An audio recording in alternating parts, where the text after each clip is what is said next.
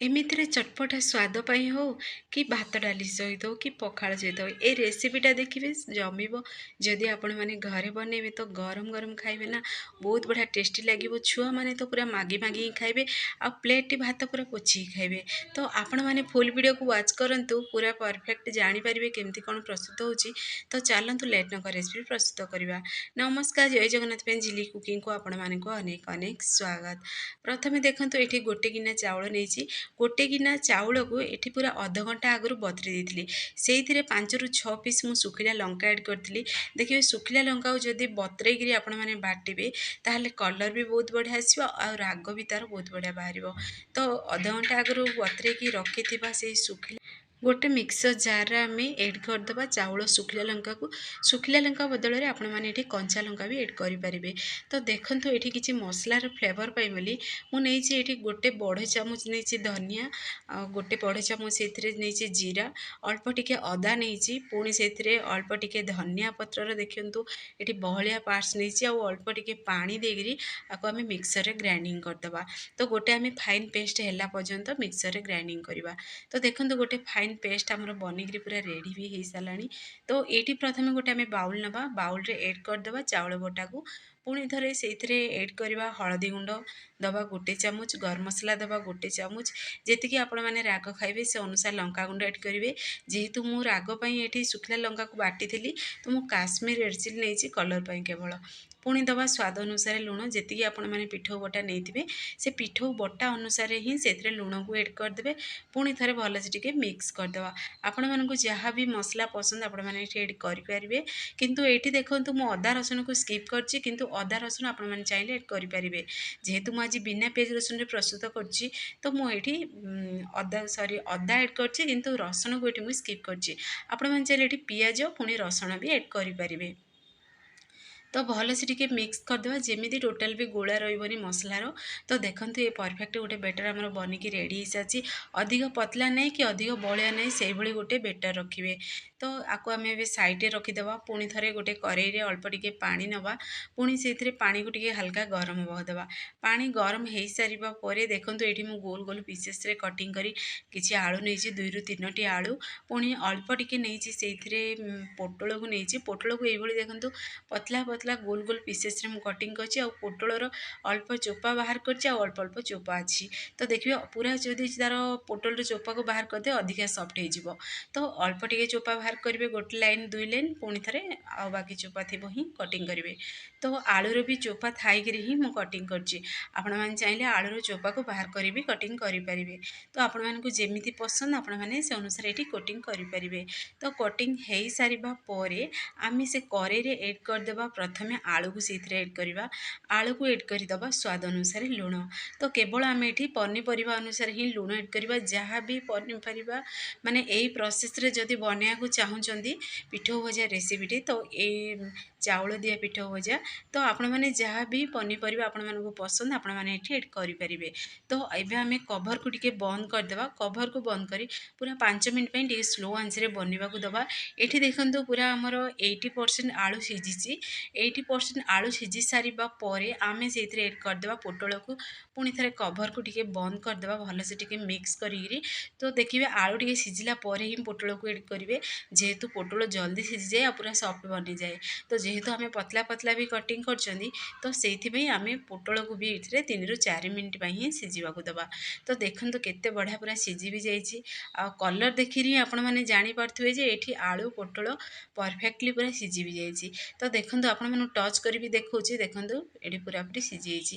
ତ ଏଇଭଳି ପ୍ରୋସେସ୍ରେ ସିଝେଇ ଦେବେ। ଯାହା ବି ପନିପରିବା ଆପଣମାନଙ୍କୁ ପସନ୍ଦ ଆପଣମାନେ ଏଡ଼୍ କରି ଏ ରେସିପିଟି ପ୍ରସ୍ତୁତ କରିପାରିବେ। ତ ଏବେ ଆମେ କ'ଣ କରିବା, ଏଇ ସମୟରେ ଗ୍ୟାସ୍ ଫ୍ୟାନ୍କୁ ଏଠି ଅଫ୍ କରିଦେବା। ଅଫ୍ କରିକିରି ଆମେ ଯେଉଁ ଏଇ ଆଳୁ ପୋଟଳକୁ ପୁରା ଛାଣିକିରି ବାହାର କରିଦେବା। ତ ଦେଖନ୍ତୁ ଆପଣମାନଙ୍କୁ ଆଉ ଗୋଟେ ମୁଁ ଏଠି ପୋଟଳ ଗୋଟେ ପାଖରୁ ଦେଖାଇ ଦେଉଛି କେତେ ପୁରା ସଫ୍ଟ ବନିଛି। ଦେଖନ୍ତୁ ପୁରାପୁରି ସଫ୍ଟ ବନି ସାରିଛି ଆଉ ପରଫେକ୍ଟଲି ପୁରା ସିଝି ବି ଯାଇଛି। ତ ଗ୍ୟାସ୍ ଫ୍ୟାନ୍କୁ ଅଫ୍ କରିକିରି ଆକୁ ଆମେ ପାଣିରୁ ପୁରା ଛାଣିକିରି ବାହାର କରିଦେବା ଗୋଟେ ପ୍ଲେଟ୍କୁ। तो देखो यही प्रोसेस रे प्लेट को बाहर कर दिए आपण चाहिए ये पतला पतला पूरा पीसेस रे कटिंग करी ये पिठो भजा रेसिपी प्रस्तुत करेंगे। तो मुझे चाउल बटा केवल नहीं आपण चाहिए ये 2 ରୁ 3 ଚାମଚ जदि अधिका सॉफ्ट खाया पसंद करती ताहले देखिए 2 ରୁ 3 ଚାମଚ से बेसन भी एड करेंगे। किंतु केवल चाउल बटार देखिए कोटिंग देकी जदि बनइबे ना पूरा क्रिप्सी बन और खाया पूरा टेस्टी लगे। तो एबे आम पनीपरिया छाणी सारा पर साइड रखीदे। पुणी थे ये गोटे आम तावा नवा तावे आम एड करदे रिफाइन तेल मुझे एड कर चाहिए सोरिष तेल भी आपको बनई पारे आती आपण मैंने तेल खाया पसंद करती ना से अनुसार से तेल को एड करेंगे। तो देखो आपण मैं हाथ में मिक्स कर देखे दूसरी केमती बनी बेटरटी आमर। तो आपण मैंने अधिका बहलिया लगे बेटरटी ताल आपने अल्प टे पा भी एड करेंगे। किंतु ध्यान रखिए अधिका पतला बनइबेनी कि अधिका बहलिया बनइबेनी। बेटरटी देखिए जब अधिका बहलिया हो ना से पार्टी की पूरा माने बहलिया बहलिया लगे खाया टेस्टी लगे। अधिक पतला हेले भी पूरा देखिए ताऊपर माने कोटिंगटा तार भलसे लगे। तो सब मीडियम रे रखिए। पुणी देखु से तावारे तेल पूरा गरम हो सारा पर ये आम आलू बा पोटल को बुड़ेकरी पिठोरे ताको आम ये प्रोसेस ताऊपर गोटे गोटे पीस आम एड करवा तावा उपरे। तो जमीती कि चारि साइड पूरा तेल भी स्प्रेड थी आउ देखिए खाया पूरा टेस्टी भी लगे। जेहेतु पिठोटा भी परफेक्टली पूरा सिझी भी जीव खाया भल लगे। आपण मैंने एमती स्नाक्स भी आपको खाइबे ना बहुत बढ़िया लगे। एमती गरम गरम जब भी देखिए भात सहित जब खाइबे ना पूरा माने भात थाली पूरा बाड़ी सारा पर गरम गरम जब बन खाइबे बहुत बढ़िया टेस्टी लगे। रेसिपी ये ठंडा होगले ये खास लगे किंतु गरम गरम खाइए बहुत बढ़िया टेस्टी लगे। तो जेहेतु ये आमर ओडिया घरे परिचित घरे घरे परिचित ये रेसिपीटी तो आज आपण मानक सेयार करछि। तो आपण मैंने घरे निश्चय आपको ट्राए करूँ। तो ये चलतु ओल्टे दबा देखो केते बढ़िया पूरा गोल्डन कलर आसी। तो ये आम सबूतक ओल्टे दबा ओल्टेक गोटे साइड पुणी थे आम टे पिठ पूरा देखूँ सिझिला पर्यंत आपको आम फ्राए करवा। तो फाइनाली देखूँ ये बनिकी रेडी भी हो सारा। तो ये चलतु पुणी थे गोटे प्लेट नवा प्लेट्रे सबूतक बाहर करके रखीदे। तो देखो पूरा पाखर देखूँ केते बढ़िया पूरा क्रिप्सी बनी जेहेतु चाउल बटार प्रस्तुत कर चाहिए आरउटर भी बन पारे। किंतु देखिए चाउल बटारे जब बनइबे ना तार टेस्ट किसी अलग थाए और खाया पूरा टेस्टी भी लगे। तो देखो यही प्रोसेस रे बनइबे घरे जदि बहुत बढ़िया लगे। आग कौन होता ना आम माँ मैंने बनईकी दौले एमती गरम गरम खाया बहुत बढ़िया लगुला।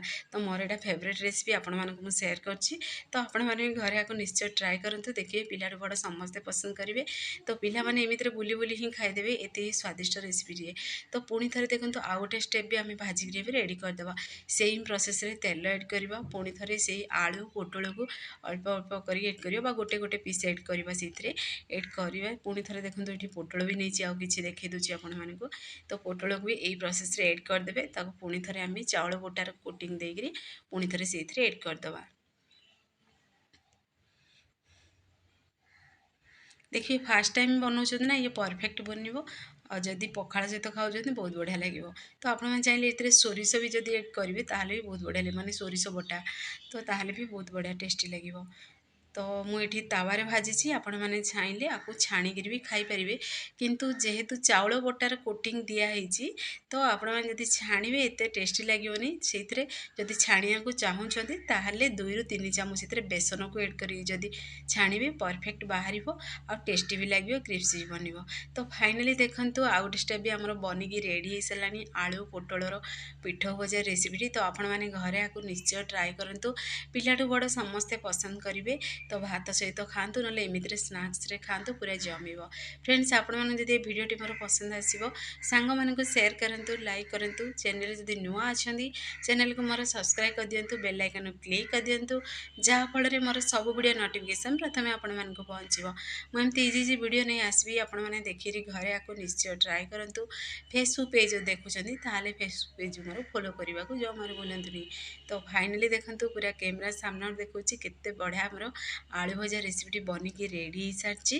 तो आपण मैंने भी घरे ट्राए करूँ केमती लगे कौन कमेंट बॉक्स रे कमेंट करूँ। तो से पर्यंत रोची पुणी एक नुआ रेसिपी नहीं आसबि। नमस्कार जय जगन्नाथ।